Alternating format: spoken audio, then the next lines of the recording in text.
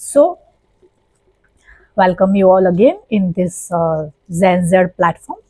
तो आज हम जो सब्जेक्ट पे बात करने वाले हैं ना, वो ये समझने की कोशिश करेंगे कि जो सबसे बड़ा प्रॉब्लम है ना, जो जनरेशन गैप का आ रहा है, उसमें सबसे बड़ा प्रॉब्लम क्या है। जो दिख तो रहा है पर हम उसको समझ नहीं पा रहे हैं, या फिर हम सोसाइटल स्ट्रक्चर की वजह से उसको एक्सेप्ट नहीं कर पा रहे हैं, या एग्जैक्ट क्या प्रॉब्लम है। तो जितना मैं और मेरी टीम समझ पाई है और जितना हम लोगों ने पढ़ा है, हमने समझने की कोशिश करी है डिफरेंट वेज से, तो सबसे बड़ा एक प्रॉब्लम जो उभर के आया है ना, वो है ट्रांसपेरेंट कम्युनिकेशन। तो अगर हम ट्रांसपेरेंट कम्युनिकेशन की बात करें तो कैसे ट्रांसपेरेंट कम्युनिकेशन, तो we as a Indian people, we as a Indian societal culture, हमारा जो सोशल स्ट्रक्चर है, जिस हिसाब से हमारे थॉट्स है, हमारे बिलीफ सिस्टम है, हम कभी खुद के बारे में नहीं सोचते हैं। आज तक अगर हम देखें तो हम कितने सक्सेसफुल है, वो लोगों का, अगर हम वेस्टर्न कल्चर की बात करें तो वहां पे पहले से ही फेम, पैसा कितना है, घर कितना है, उस सारी चीजों के ऊपर होता था। पर हमारे यहाँ पे पहले ऐसे नहीं होता था। पहले कितने कितने खुश हो आप, आपका फैमिली कितना बड़ा है, कितने लोग हैं, लोग आपके बारे में क्या बात करते हैं, ये सारी चीजें हम लोग काउंट करते थे in some part of. Maybe ज्यादातर लोग अग्री न भी करे, उनके वहां पे डिफरेंट हो भी सकता है, बट कॉमन पर्सपेक्टिव ये पाया गया है, जो नॉर्मल लोग है इन द सेंस ऑफ जो लोग नॉर्मल जी रहे हैं। उसका डेफिनेशन भी पूरा बहुत अलग है, काफी लोगों को नहीं समझ में आता है, बट वो हम फिर बात करेंगे with that normal people tag. तो वैसे नहीं आता है। अभी इश्यू क्या है कि बच्चों को चाहिए ट्रांसपेरेंट कम्युनिकेशन, चाहिए फ्रीडम ऑफ स्पीच, चाहिए फ्रीडम ऑफ लिविंग, चाहिए सारी चीजें चाहिए। गर्ल्स को भी फेमिनिज्म चाहिए, उनको करियर चूज अपने तरीके से करना है, लोगों को बिहेव अपनी तरीके से करना है, लाइफस्टाइल उनको अपनी तरह से बनानी है। बट सबसे बिगेस्ट कम्युनिकेशन गैप है जो हम नहीं समझ पा रहे, ये वो है कि वेस्टर्न कल्चर में जब बच्चे 16-18 साल के हो जाते हैं तो उनको पहले से पता है, जब से उन्होंने मैच्योरिटी संभाली, दे नो दैट कि 18 साल के बाद हमको हमारा खुद का देखना पड़ेगा। पेरेंट्स बोल देंगे कि भाई चलो निकलो हमारे घर से, हैव योर ओन लिविंग, आपका खुद का रहने का देख लो, स्टडी करना है आगे तो खुद कमा के कर लो, और जो करना है कर लो, विजिटिंग में आना हो तो आना कभी मिलने के लिए, अदरवाइज आपका कोई हक नहीं है। जब हम मरेंगे तो हम देखेंगे आपको देना है कि नहीं देना है, ये सारी चीजें। और आपने अगर अच्छे से बिहेव नहीं किया तो हम इसको डोनेशन कर देंगे, ट्रस्ट में दे देंगे, पर आपको कुछ नहीं देंगे। तो they have accepted this, culture है उनका वहां। वहां पे कोई इश्यू नहीं है, इस चीज को कोई बुरी नहीं मानी जाती है, वो उनका कल्चर है। आप अमेरिका की बात करें, जितने भी वेस्टर्न कल्चर्स है जो हम इन्फ्लुएंस होते हैं जिस चीजों से, वो नॉर्मल है, उसमें नॉर्मल है।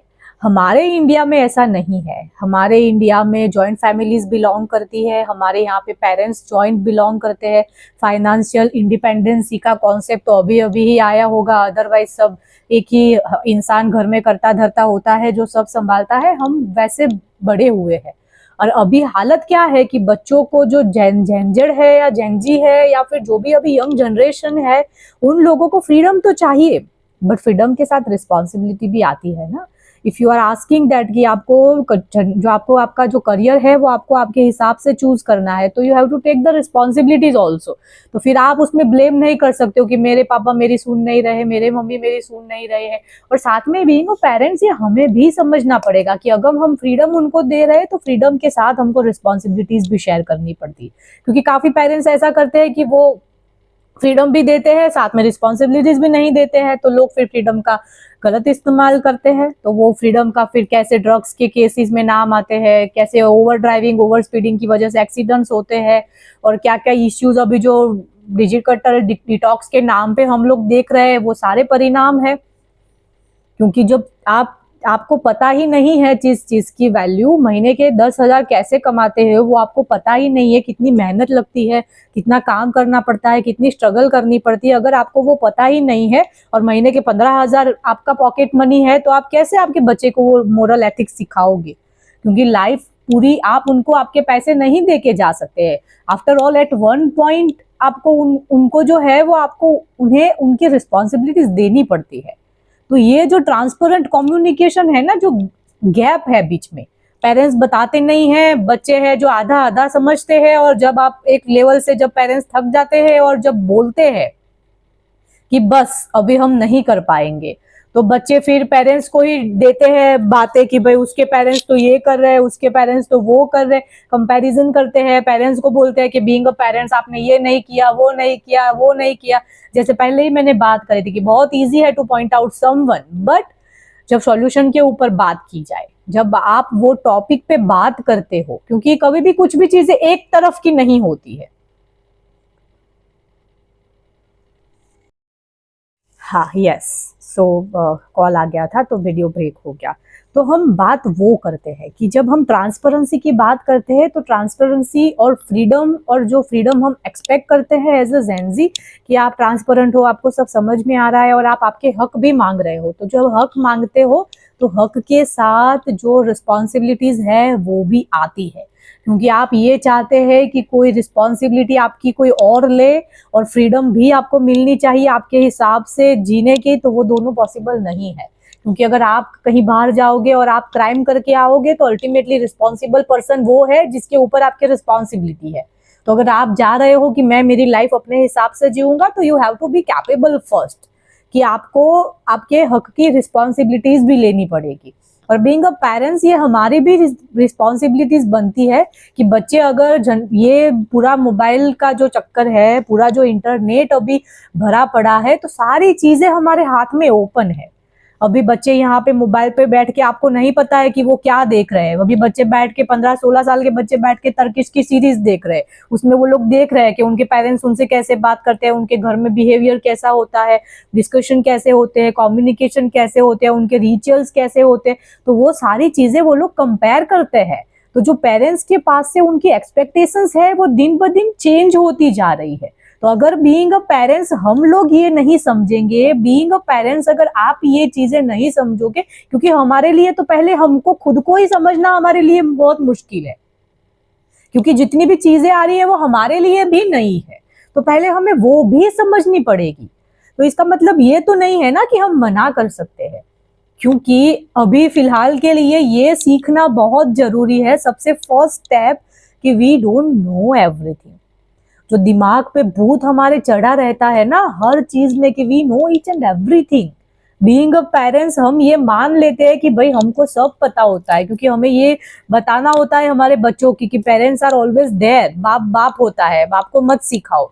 तो ये जो हमारी डेफिनेशन है ना, भले ही इसको मजाक में बोला जाता है, बट ये सीरियस हो गया है अभी, क्योंकि ये मजाक में नहीं होता है। क्योंकि बीइंग अ पेरेंट्स, जब भी आपके बच्चे आपको आपकी गलती बताते हैं, बच्चे जब भी आपसे आपसे आके बात करना चाहते हैं, even in the healthy way, मे भी सारे लोग ऐसे नहीं करते होंगे, मे भी उनको बात करना नहीं आता, इनिशिएट करना नहीं आता, पर जब भी वो बात करते हैं हम बहुत ऑफेंडेड फील होते हैं।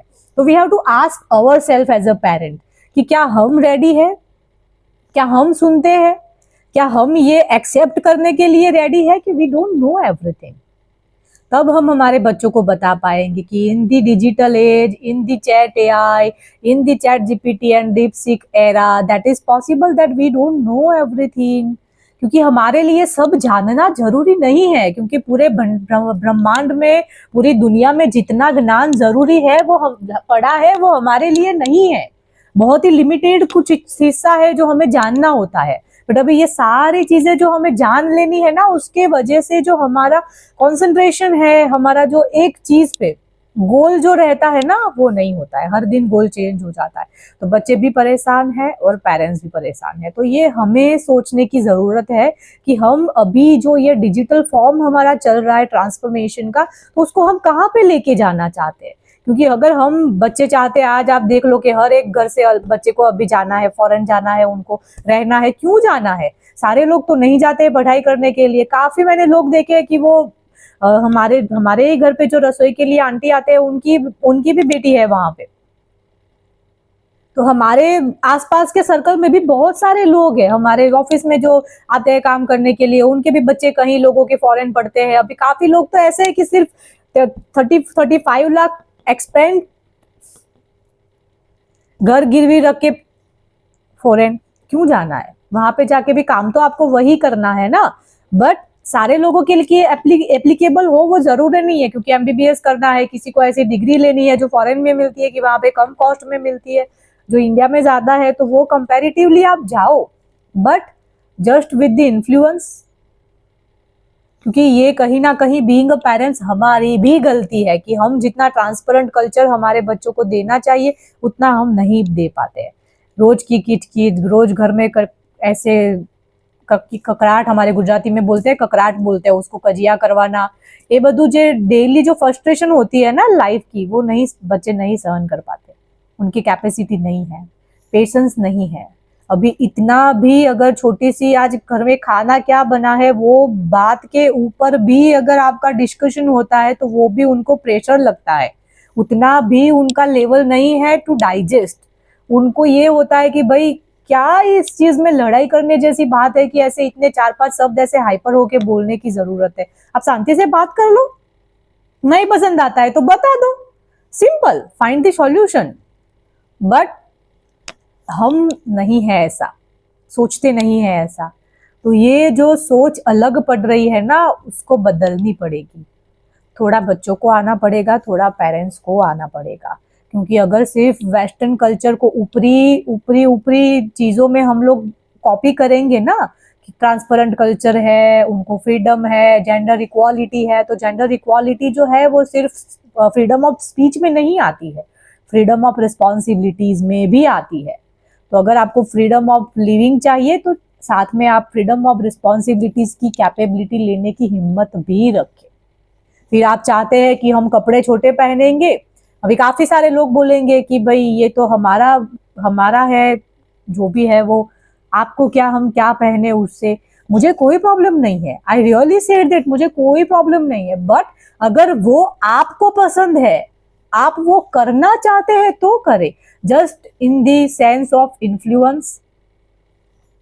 सोशल मीडिया पे लोग कर रहे हैं, बॉलीवुड हॉलीवुड में लोग कर रहे हैं, जिसको आप फॉलो करते हैं वो करते हैं, उसके लिए मत करिए। क्योंकि हमें कुछ भी एक्ट करने से पहले हमें सोचना है कि हमें क्या अच्छा लगता है, हम कैसे कल्चर में बिलीव रखते हैं, हम किस हिसाब के सोच रखते हैं, वो सारी चीजों पे हमें सोचना पड़ेगा, सारी चीजों पे हमको सोचना पड़ेगा।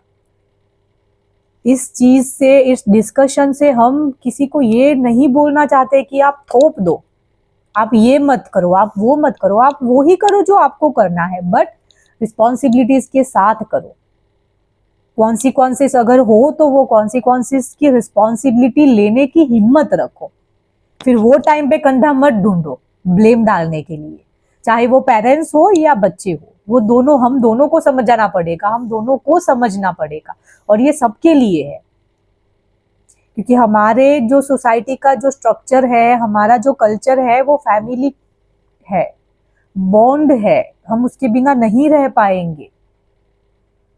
अभी जो हालत है, आप एक बार गूगल में जाके, आप चैट जीपीटी से, आप डीपसीक से, ग्रॉक से, किसी से भी आप पूछ लीजिए कि अभी फॉरेन में, वेस्टर्न में मेंटल हेल्थ की क्या हालत लगी पड़ी है, लोगों का जो सोसाइटल लिविंग है वो कैसा है, अभी वो लोगों का सोसाइटल एक्सपेक्टेशंस क्या है। लोग अपने अंदर का खालीपन भरने के लिए इंडिया की तरफ देखते हैं, हमारे कल्चर की तरफ देखते हैं, हमारे बॉन्ड की तरफ देखते हैं कि आपके यहाँ पे रिसेंटली अभी किसी का देख रही थी मैं वीडियो, वो कोरिया का कोई पॉडकास्टर था, तो he is talking in English, तो वो बात कर रहा था और इतना सिंपल वे में कि अगर आपको लगता है कि कोरिया की लाइफ अच्छी है तो ही सेड दैट कि नहीं, ऐसा नहीं है। आपके वहां पे इंडिया में कितना अच्छा है कि आपको किसी को भी घर जाना हो तो आप कभी भी रात को 2 बजे जाके knock, and they are okay with that, उनको कोई प्रॉब्लम नहीं है। बट अगर कोरिया में हमें हमारे दोस्त से मिलना हो तो 10 दिन पहले, 20 दिन पहले हमको अपॉइंटमेंट लेनी पड़ती है, can we meet after 15 days on this date and this time. हमारे यहाँ पे ये चीजें सिर्फ प्रोफेशनल में ही होती है, काम की जगहों पे ही होती है, हमारे फैमिली बॉन्डिंग और रिलेशंस अलग है। यस, तो आज की बातें हमें यहाँ पे ही खत्म करनी पड़ेगी। तो मेन जो पॉइंट है बात करने का वो ये है कि बात सलाह देने की नहीं है, बात सिर्फ बताने की है। क्योंकि सलाह तो सभी दे रहे हैं, घर वाले दे रहे हैं, बाहर वाले दे रहे हैं, दोस्त दे रहे हैं, इन्फ्लुएंसर्स दे रहे हैं, सोशल मीडिया दे रहा है, कोचेस दे रहे हैं, ट्रेनर्स दे रहे हैं, लाइफ कोच दे रहे हैं, मोटिवेशनल ट्रेनर्स दे रहे हैं, स्पिरिचुअल गुरुज दे रहे हैं। कितने लोगों की सलाह लेंगे? बात सलाह देने की नहीं है, बात बताने की नहीं है। बस सोचना है, तो सिर्फ यही सोचना है कि अगर प्रॉब्लम हमें है तो सॉल्यूशन भी हमें ही ढूंढना पड़ेगा, और कोई एक ही सॉल्यूशन हर एक के लिए लागू पड़े और वो सही भी हो, वो पॉसिबल नहीं है। तो हमारे लिए क्या सही है वो भी हमें ही डिसाइड करना पड़ेगा, और वो भी हमें ही सोचना पड़ेगा। तो बस उम्मीद उतनी ही है कि समझे, खुद को समझे और हम क्या चाहते हैं वो सोचे।